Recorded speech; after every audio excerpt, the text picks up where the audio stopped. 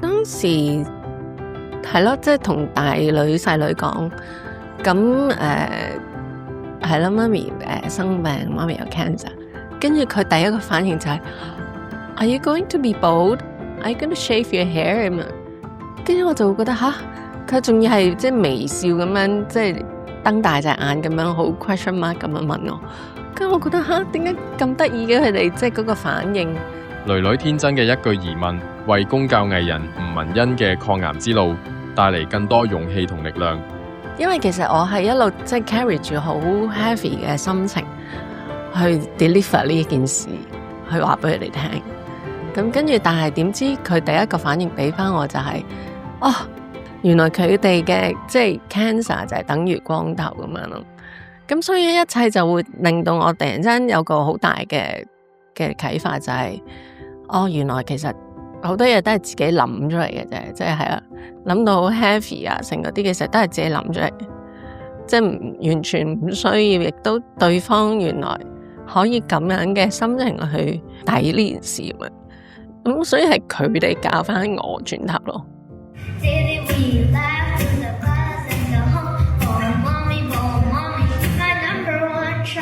呢首歌係我入咗院之後，跟住就同個朋友忽發奇想，就好想將 cancer 等於光頭呢個 message 咧，去 deliver 喺一首歌嗰度，輕鬆話俾人聽，其實做緊 chemo 嘅媽咪都可以同小朋友好生活日常咁樣，即係啲歌詞類似係咁樣。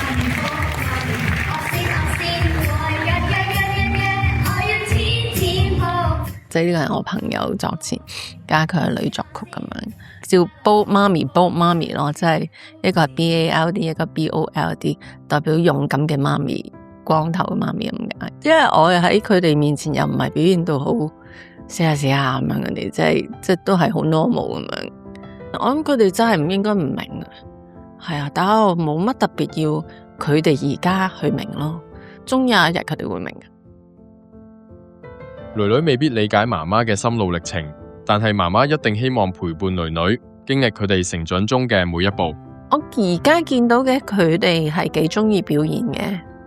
即係跳舞唱歌嗰啲，佢哋又即係好似都做得幾好咁樣嘅，咁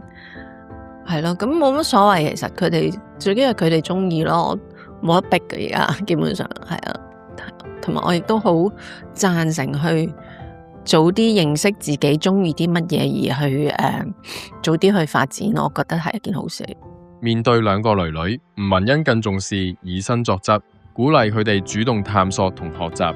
我要佢哋先學識同人 say sorry， 就由我開始講先咯。即係有時譬如真係哇，我自己都 feel 到我發好大脾氣，因為佢唔溫書咁樣，或者我解釋極佢都唔明嘅時候，咁我會好猛整咁樣。咁跟住我之後，其實我會之後同佢 say 翻 sorry， 同埋即係 apologize 咁樣噶。我唔係望佢即刻會學識咯，咁但係起碼佢會有呢個印象啊。其實 say 個 sorry 即係唔係咁難嘅，係咯。接近生死，你睇翻自己嘅成績表，有啲咩嘢好想做，但係又冇做，都想同個女有個比較長啲嘅一個 trip 去 explore 呢個世界咁樣，即係唔係淨係去旅遊，而係即係一齊去 explore 一啲地方，即係深入啲咁樣，同埋即係佢要佢哋做 research 咁樣，類似咁樣嘅經歷咁樣嗰啲咯。我本身個人都中意係 explore 嗰啲人嚟嘅，即係咯。佢嘅信仰經歷，我哋下一集再講。信仰會絕對有幫助嘅，因為好不安、好軟弱、好唔知點算嘅時候咧，係